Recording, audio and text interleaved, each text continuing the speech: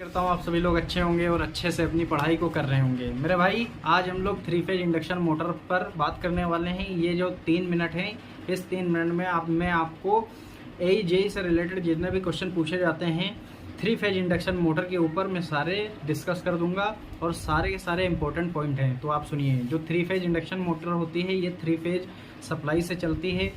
ये 50 hertz supply पर चलती है और इसका जो ये सेल्फ स्टार्ट मोटर होती है और इसकी जो कॉस्ट होती है वो लो होती है, इसका रखरखाव भी कम होता है और इसका जो पावर फैक्टर होता है वो भी अच्छा होता है। और इसका यूज हम लोग करते हैं इंडस्ट्रीज़ वगैरह में, जैसे कि आटा चक्की में जो मोटर लगी होती है वो 3 फेज इंडक्शन मोटर ही लगी होती है। बहुत जगह फैंस में इसका यूज करते हैं, कंप्रेसर में इसका यूज करते हैं। और मैं आपको बता दूं, जो 3 फेज इंडक्शन मोटर होती है इसका जो कंस्ट्रक्शन होता है उसमें स्टेटर होता है, रोटर होता है। रोटर तीन पार्ट में डिवाइड होता है। एक होता है स्क्वायरल केज रोटर, दूसरा होता है वाउंड रोटर जिसको हम लोग स्लिपरिंग रोटर कहते हैं, और जो तीसरा होता है उसको डबल केज रोटर कहते हैं। अब जो इसकी स्पीड वाला फार्मूला होता है वो होता है NS=120F/P। यहाँ पर जो F है वो फ्रीक्वेंसी है, जो कि मैंने आपको बता दिया 50 हर्ट्ज पे वर्क करती है। और जो P होता है, P नंबर ऑफ पोल होता है।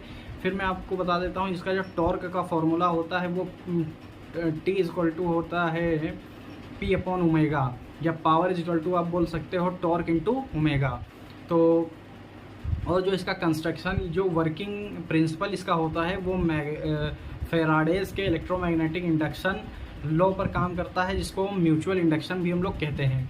अब जब हम लोग इसको ऑपरेट करते हैं तो इसका वर्किंग प्रिंसिपल क्या होता है, इसमें हम लोग क्या करते हैं, बेसिकली स्टेटर को हम लोग 3 फेज सप्लाई प्रोवाइड करते हैं।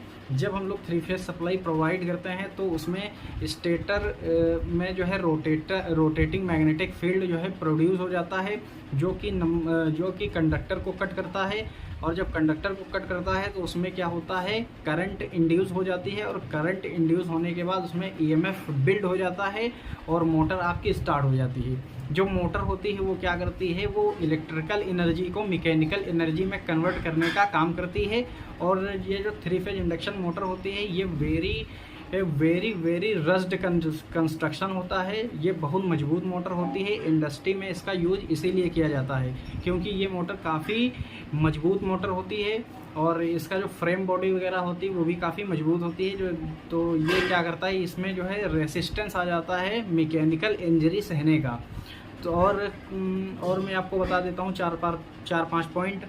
जो 3 फेज इंडक्शन मोटर होती है इसका जो है टॉर्क स्लिप कैरेक्टरिस्टिक्स भी होती है। जो टॉर्क